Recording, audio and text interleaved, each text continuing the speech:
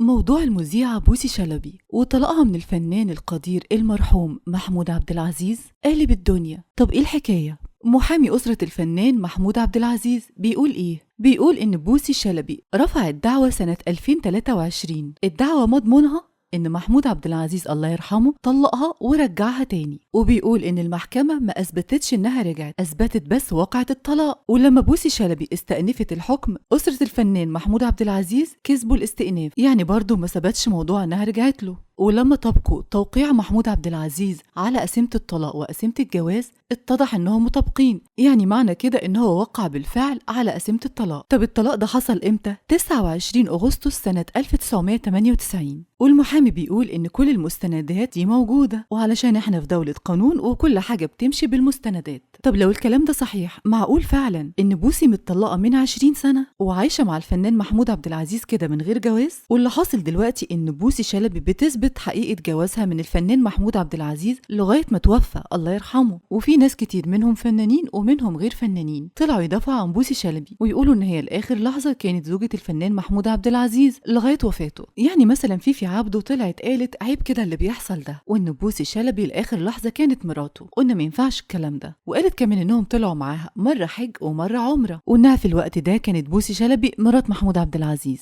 اما هالة صدقي فبرضه استنكرت الموقف كله وقالت اكيد دي مش افكار ابدا ابناء الفنان محمود عبد العزيز، وان الافكار دي ما تخطرش في بالهم ولا تطلع منهم، دي افكار دسيسه من المحامين. اما المذيع القدير محمود سعد قال يا جماعه يا ريت تقعدوا مع بعض وبلاش الكلام كده يبقى على الملأ والعلن وكل الاطراف تتراضى. وطبعا زعلان جدا لما اسيء ناحيه صديقه الفنان المرحوم محمود عبد العزيز. اما الاعلاميه مفيده شيحه فقالت كلمه حق وما يهمنيش مين يزعل مني. انا لما رحت عزا الفنان محمود عبد العزيز رحت في بيته وقابلنا زوجته الاعلاميه بوسي شلبي، وكان ده في وجود ولاده الاثنين، وكانت قاعده في بيته اللي في زايد، وكل القرايب كانوا هناك وكلهم كانوا بيتعاملوا معاها كزوجة المرحوم، ودي شهادة حق لازم تتقال. اما الاعلاميه شفكي المنيري ودي زوجة الله يرحمه ممدوح عبد العليم، وقالت ارحموا بوسي شلبي دي كانت مرات ابوكم وحبيبته، وقالت ان بوسي شلبي كانت زوجة مخلصة ووفية للمرحوم محمود عبد العزيز، وقالت ان الفنان محمود عبد العزيز راجل محترم وبيعرف في الاصول، ولو كان عايز يطلقها كان عملها من زمان، لكن هو فضل انه يحتفظ ببوسي شلبي في حياته. وختمت كلامها برسالة لاولاده وقالت يا ولاد الاصول حافظوا على اسم ابوكم، الست دي كانت جنبه